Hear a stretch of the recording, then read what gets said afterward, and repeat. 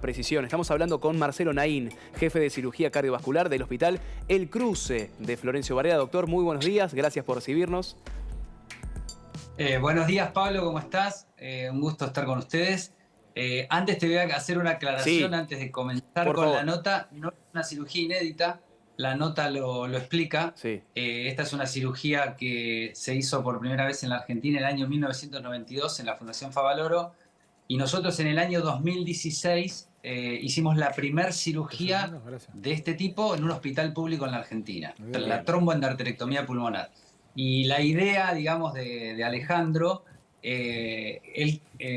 digamos, el interés periodístico fue mostrar el paso a paso de esta cirugía tan compleja y que lo plasmó también en la nota. Bien, es más común de lo que creía yo. Para mí fue inédita porque nunca lo había leído. Y para llevar precisiones, más allá de la nota, los invitamos a todos a leerla en la web de lanación.com.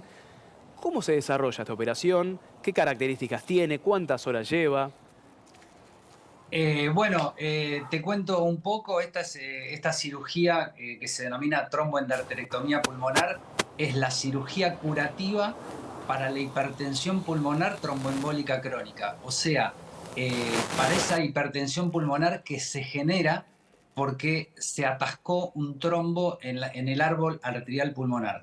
Todo comienza con un coágulo fresco digamos, en los miembros inferiores, en las venas profundas de los miembros inferiores, que migran por el sistema venoso de la vena cava inferior, aurícula derecha, ventrículo derecho, e impactan en la arteria pulmonar. Esta es una enfermedad rara, poco conocida y subdiagnosticada. Esto es un problema mundial, no es un problema de la Argentina.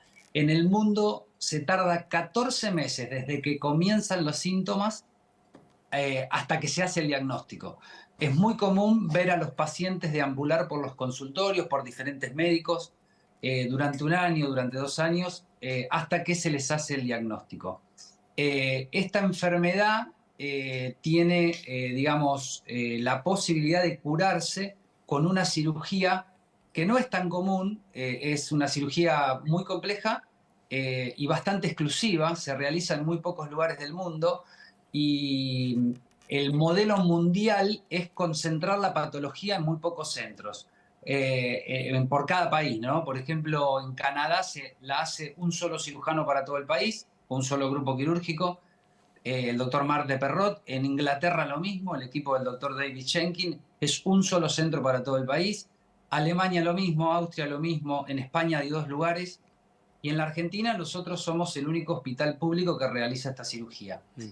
Después hay otros centros privados. ¿Por qué es tan compleja? Porque para poder sacar esos trombos tenemos que lograr esta cosa que la plasmó muy bien Alejandro en la nota, esta condición en el ser humano de la hipotermia profunda. O sea, llevarlo lentamente desde los 36 o 37 grados a los 18 grados. Tenemos que ir preparando ese cuerpo. Como muy bien dijo Alejandro, creo que esa frase va a quedar, y ya le prometí que lo voy a hablar en los congresos científicos porque es muy gráfica. Es convertir al cuerpo en una heladera para la protección de los órganos. Eso es la hipotermia Ese es el profunda. objetivo, Cuando ¿no? se, De reducir la temperatura, es proteger al resto de los órganos.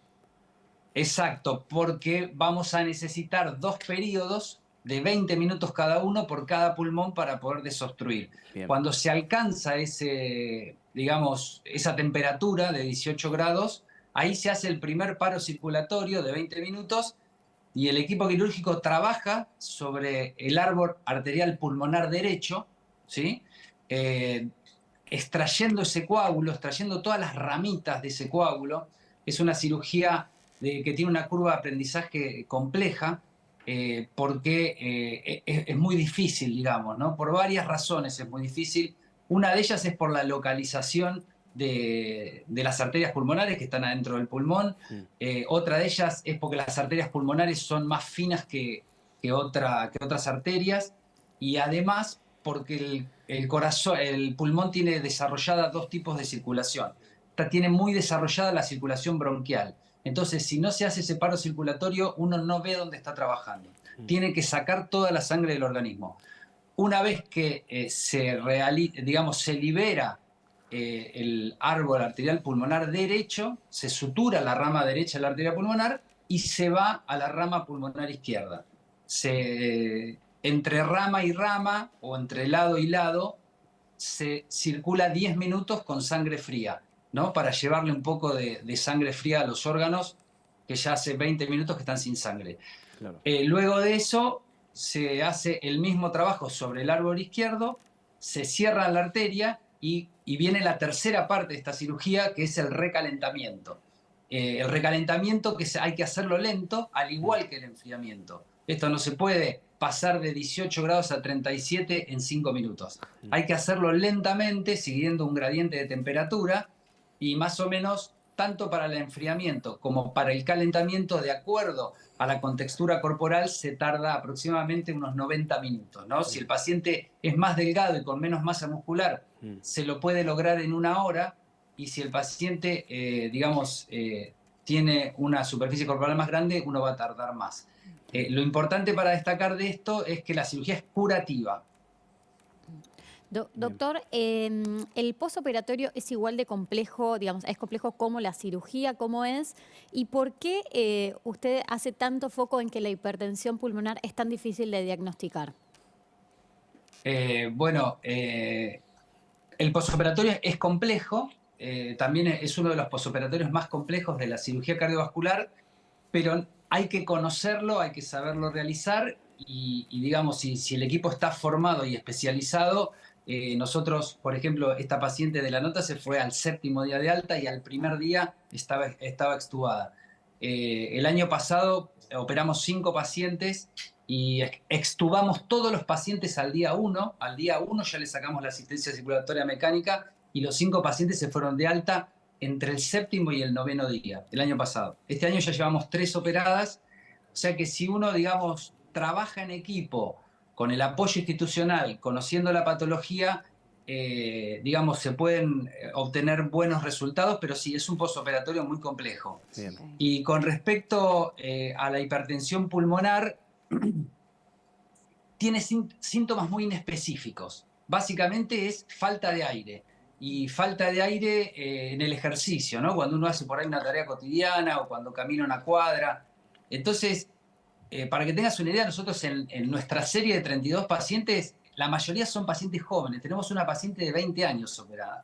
Tenemos pacientes de 33, de 28, de 27. Entonces, si a un médico al consultorio le llega una paciente de 20 años que le dice que no puede respirar, en lo último que va a pensar ese médico es en hipertensión pulmonar. Claro. Lo primero que va a pensar es... Lo que refieren muchos pacientes es que se les dice que están en sobrepeso, que por eso se agitan. Bueno, hay que estar muy atento entonces a la sintomatología, doctor, entonces en este caso. Le agradecemos muchísimo el tiempo y la precisión para el detalle de cada uno de esos aspectos que para nosotros era algo desconocido. Y los invitamos nuevamente a leer la nota de lanación.com de Alejandro Jorba, que es muy interesantísimo para poder tener detalles más importantes sobre esta intervención. Doctor, muchísimas gracias. Bueno, muchas gracias por el espacio. Por favor, bueno, muy importante, ¿no? Estar atentos siempre a los síntomas. Cambiemos de tema.